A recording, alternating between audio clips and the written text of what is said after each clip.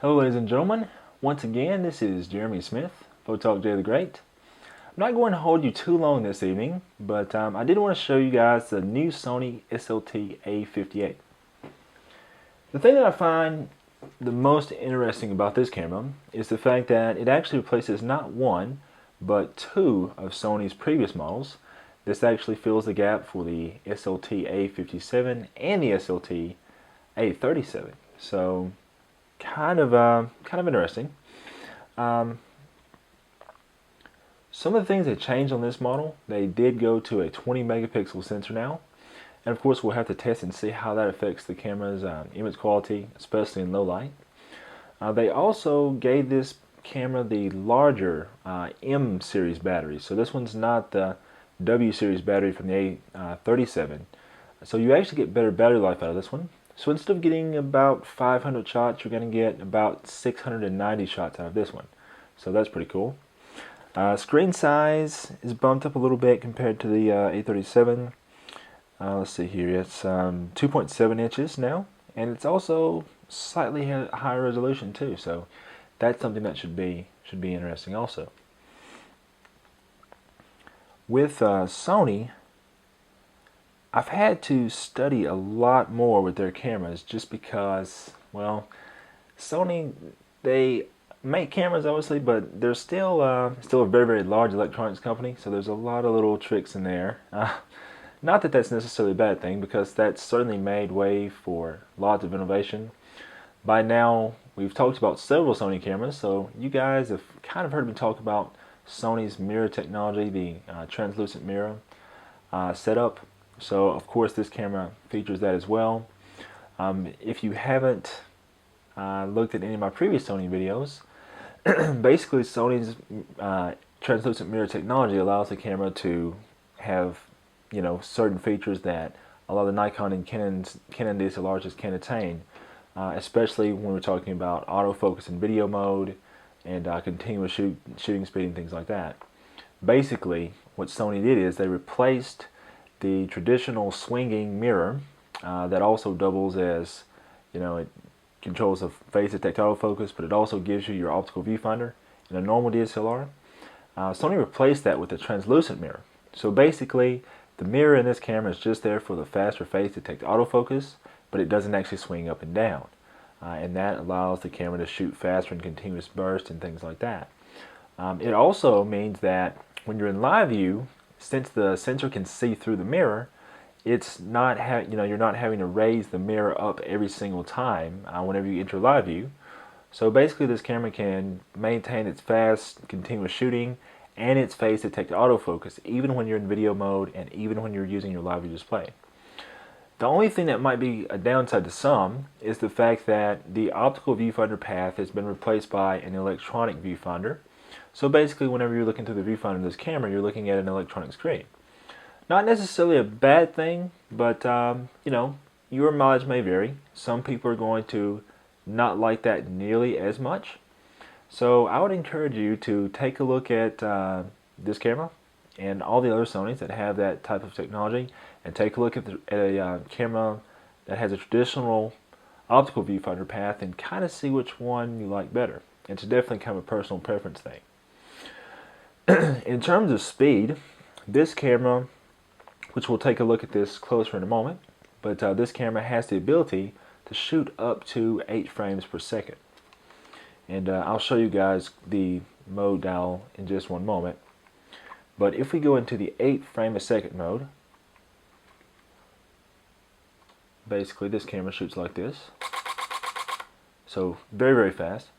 Now this is what Sony calls a they call it their smart teleconverter mode, basically. And what it does is it enlarges the center of the image, so it's kind of like an auto crop mode, and it enlarges the center of the frame and crops away the edges. So basically you end up with a 5 megapixel picture, but the benefit is the camera is able to shoot much faster, and it actually has the effect of getting you, giving you a little bit more focal length on the long end of your lens. It locks the auto exposure and everything on the first shot, and then as it continues to fire, it just goes off that first shot as far as exposure goes. If you're not shooting in the smart teleconverter option, this camera gives you a maximum of 5 frames per second, which sounds like this. So you can see that it's a little bit slower there, but in that mode, the camera is metering and focusing continuously, and it's also capturing at the full 20 megapixels as well. So that's going to be the difference between those modes. Let's go ahead and take a closer look at the camera now. Taking a closer look at the camera here, I was just telling you guys a little bit about how this camera differed from the A37, and as you heard, it actually has a lot of advantages over the A37. However, when it comes to comparing this camera to the A57, there are a few areas where this one, is a little bit less. Screen size on this one's a little smaller, so it's 2.7 inches versus 3 inches on the A57. The A57 also allowed you to shoot up to 12 frames a second in its teleconverter crop mode. This one lets you do up to 8 frames a second, so it's a little bit slower there. Let's see here. There's one other thing I wanted to point out.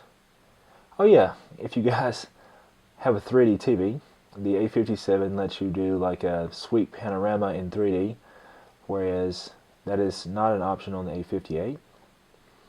Although I must say I haven't seen a single person actually use that for anything useful, but it's worth mentioning. Let's see here. But of course, in areas like resolution and battery life, this one still is going to do better there. So as I mentioned earlier, this is a 20 megapixel sensor, and the A57 is 16. The A57 did have slightly better battery life than the A37 because it was once again using the larger M series battery.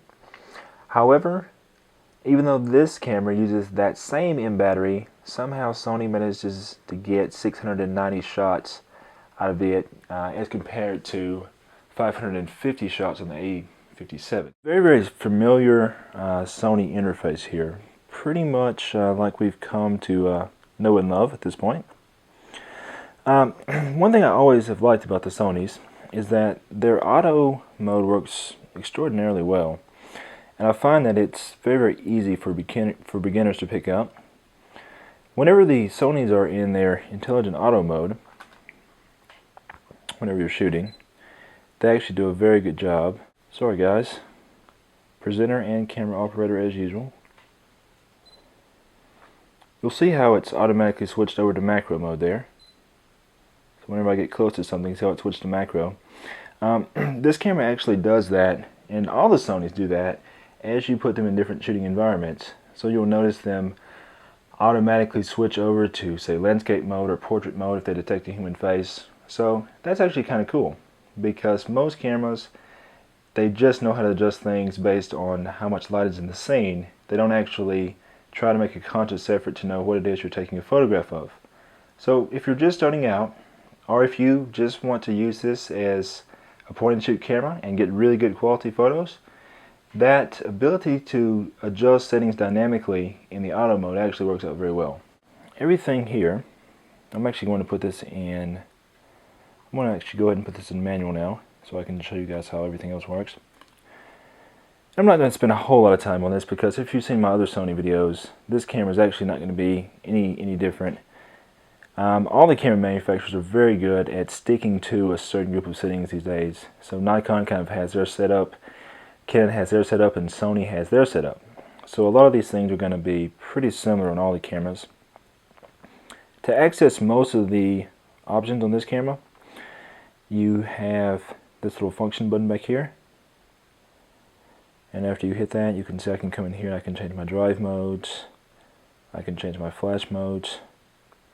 Oh yeah, while we're on the subject of flash though, one thing that I always have thought is awesome about Sony is the fact that they give you the ability to control external speed lights off camera, even on their entry-level models. So on Nikon and Canon, for example, in Canon you'd have to go up to something like the T5i, which by the way we will be looking at that camera very soon. So you'd have to go up to something like the T5i or higher In Nikon, you'd have to go at something like the Nikon D7000 or D7100 or higher to be able to have the ability to control external speed lights. But Sony, all the way down to their cheapest model, they actually give you that ability. So that's something I've always liked about Sony. So anyways, you can see how you can change that option there.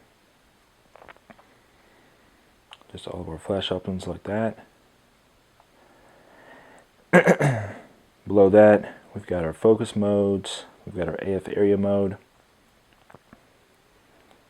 and that's our AF lock.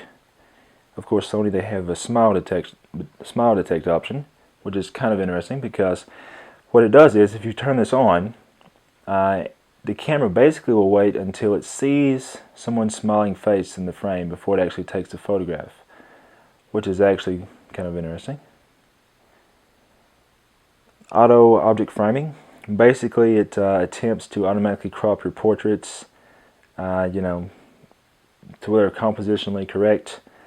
Not sure how I feel about that actually, but it is there. Of course, you have all your picture effects here. If you want to do like black and white, or actually this gives you those weird effects. So you can do all those things there.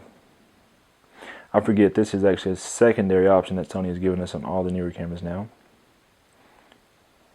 And it's actually the option above it called Creative Style that actually allows you to change your color. So that's where you actually do the black and white and that sort of thing. And let's see, DRO, basically that is, okay, basically think Nikon D lighting there. And anyways, Canon has something similar, although I can't remember what they call theirs now.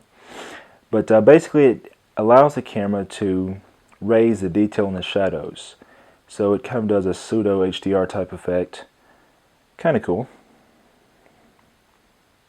Now, one other thing that's neat about Sony is they have a setup that's kind of like Canon in the sense that for some of these options you have shortcuts. So you can see here, I can go to white balance and it takes me directly to it. Or I can go to the drive modes like that and it takes me to it. So you have these buttons right here that allow you to go directly to those options. And that's something that Canon does. Unfortunately, Nikon, they don't do that, and I wish they did on their cameras in this range.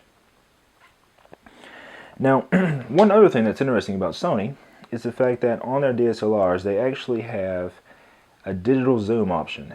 And I'm going to show you that it's here, but it's my belief that you're much better off getting as close as you can with your lens, and then you can always crop later on your computer, because you're going to have more options whenever you crop on your computer as opposed to doing it in camera.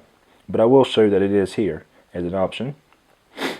So basically, you hit the zoom button, and then you're able to use the arrows in the back of the camera to change that. Which this brings me to yet another point about this camera, and that is the fact that it has a swiveling screen. Now, a lot of people have commented on my Sony reviews in the past and said, well, you know, this screen doesn't tilt, it's not as useful.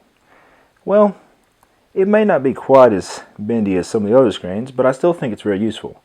So as you can see here, if you want to use this as kind of a waist level viewfinder of sorts, it's possible to put the display out like this.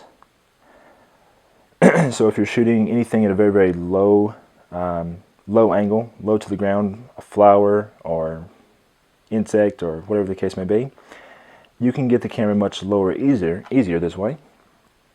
And then you have the ability to also move it down the opposite direction. So if you were shooting overhead at a concert or in a crowd of people or something like that, and you have the camera held above your head, that's actually going to come in very useful. And of course, they give us an ISO button up here also. Although, just like most cameras in this range,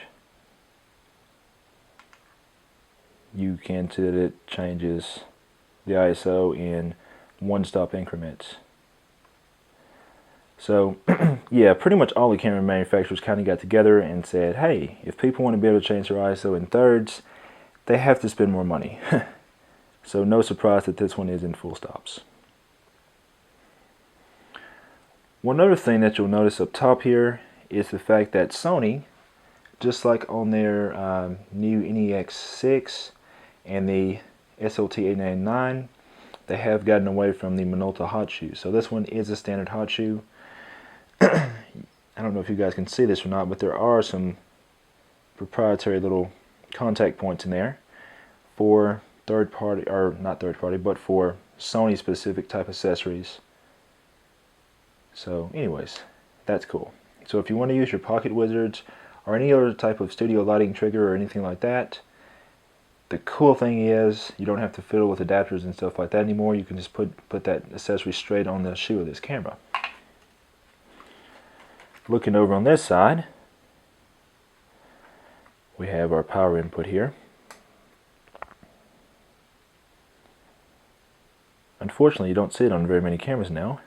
A lot of manufacturers have nixed that in favor of more connections. And then right here we've got a microphone jack, we've got HDMI output, which it's interesting to note that this one it's not a mini HDMI, it's actually a micro HDMI. So not many DSLRs have that. Most DSLRs are mini, so kind of noteworthy. And then Sony, they have a multi connection right here. And actually I haven't looked to see which Sony accessories plug into that. Okay, so pretty cool. Looking at one other thing here. A long time ago, I made a video talking about Sony's DSLR video controls. On this camera, it does have a recording button back here, and so you can actually start recording even if you're in still image mode, but you will experience a slight crop as the camera, adjusts the output for video. However, if you start out in the video mode, you won't experience that crop, and it's much easier to frame your shot because you basically start out with the output already cropped for video. As I mentioned in another one of my videos, it is possible to adjust all the manual settings in video mode. If we hit the function button here, you'll notice that the option all the way at the top, which allows me to change to exposure mode in video. Notice it's grayed out right now, but if you switch the camera's autofocus off and go to manual focus, notice that we can now go up and we can change that. So we can actually go over to manual, and now I can actually change my shutter speed. I can change my